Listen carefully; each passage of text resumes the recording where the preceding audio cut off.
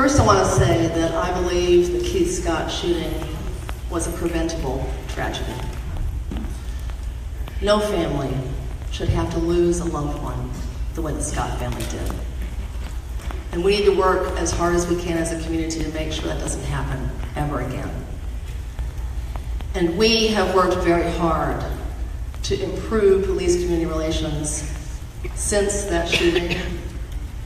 I was the first city official to call for the video release because I know that transparency, I know that access to information that we have is the best way to help restore trust for the community. I also called for repeal of HB 972, by the way, which is a state law that requires us now to go through a court process in order for even local officials to have access to body cam video. So now we have an extra step that we have to go through for citizens and for local officials to see what those publicly purchased body cameras have shown in incidents. But we need to get at the root cause of the problem as well. And we need to continue to work to bridge the gaps. We know that the protest, we actually were working on this before the protest, but the protest accentuated the fact that we did not have equal access to opportunity. We do not have a quality school in every neighborhood. That's why I'm working to connect kids to after-school programs.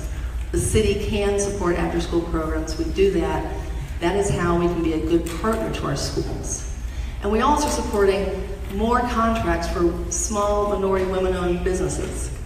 21% of our city contracts, of our subcontracts, went to minority and women-owned businesses. That is a new record. We're going to continue to push that because it's the right way to help spread opportunity.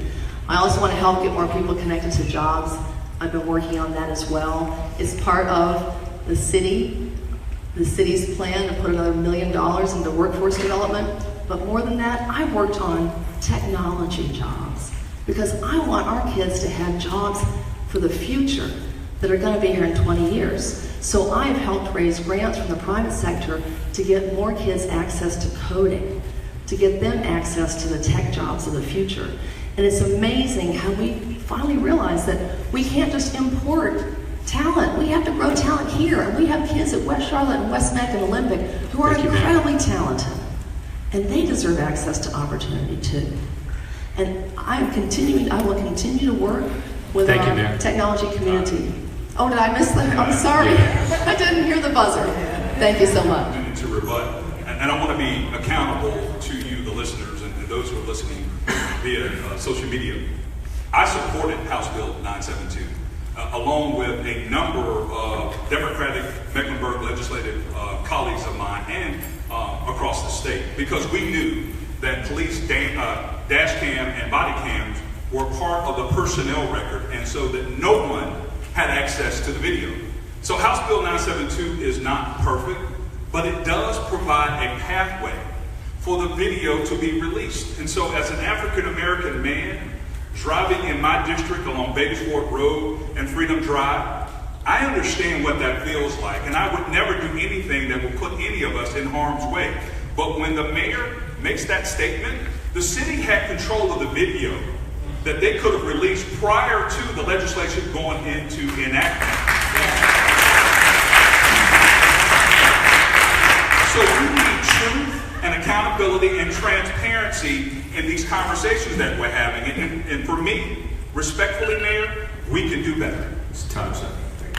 No, I appreciate that, Senator Ford. And what I also want to add is that, if you remember, we called for a review of the investigation, and the video was in the hands of the State Bureau of Investigation. And so the city did not have control of the video. I called for a second review. In fact, I called for a federal review as well. And I think that's how we're going to continue to restore trust. And we are working on community policing. We want to engage everyone. We want people to know their officers. We want the officers to know the people. That is the way we keep everyone safe.